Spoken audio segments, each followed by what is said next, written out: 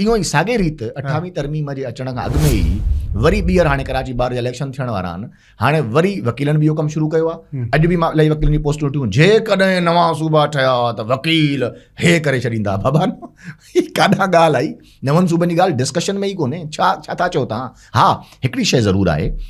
MQM Pakistan जो इहो मुतालबो आहे त कराची खे वफ़ाक़ जे हवाले कयो वञे या हिकिड़ा नवां इंतिज़ामी यूनिट ठाहिया वञनि जेका शइ बि सिर्फ़ु डिस्कशन में आहे अञा ताईं 28वीं आइनी तरमीम जे ड्राफ्ट में उहा शामिल न आहे न असां शामिल कई आहे छो ड्राफ्ट बि असां पंहिंजे इत्तेहादी जमातुनि सां मिली करे ठाहींदासीं न ऐं न ई असां वटि इहा अक्सरियत आहे 2/3 मेजोरिटी आहे त असां का बि शइ पाण यकसर असां करे वञूं उनखे पास असां जेको बि आइनी तरमीम आंदी आहे हिन खां अॻु में 6वीं तरमीम आंदीसीं असां पीपल्स पार्टी MQM सभिनी मिली करे कलेक्टिव विज़डम हुयो